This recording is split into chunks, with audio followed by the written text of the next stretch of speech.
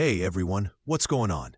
Welcome to another episode of the Storm the Court podcast. I'm Zane Ellis, and man, I just finished watching that wild game between the Detroit Pistons and the San Antonio Spurs, and I don't want to overreact, but Marcus Sasser is looking like he's on the verge of a breakout.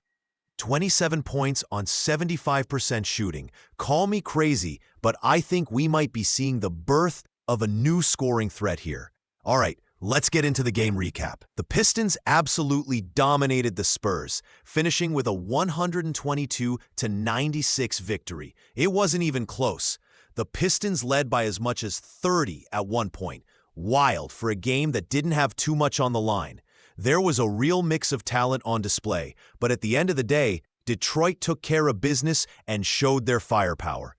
That game was a roller coaster of emotions. From disbelief at how the Spurs couldn't buy a shot, roller coaster, to excitement as Sasser lit the scoreboard on fire, to a sense of relief for Pistons fans.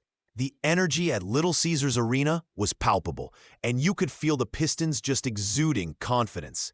Now, looking at individual performances, you've got to start with Marcus Sasser, right? The kid dropped 27 points, hitting 9 of 12 shots, including 5 of 7 from three-point range. The Pistons leaned on him heavily, and he delivered like a good pizza on game night. And don't sleep on Jalen Duren either, who had a solid performance with 14 points and 7 assists. His passing was sharp, and it's nice to see him becoming a facilitator as well as a scorer. I also noticed Tobias Harris quietly putting up 15 points, but if we're honest, it was Sasser who stole the spotlight. Meanwhile, for the Spurs, Devin Vassell tried to keep up with 26 points, but he was largely overshadowed in a game that felt like a preseason scrimmage for the Spurs, just not at the races. All right, my gut feeling on all this is the Pistons need to build off this momentum. They played sharp, and Sasser showed he can be a legit scorer in this league. The key will be him maintaining that consistency. But for the Spurs, it's just another day in their strange season.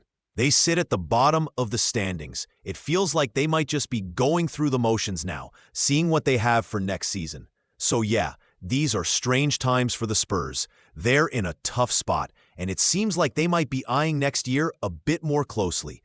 And you have to wonder, what's the plan? Are they going to flip the script next season? There are so many questions around this team. We'll be back soon with more takes and breakdowns. But for now, enjoy the games and remember, the NBA season is just one big plot twist after another.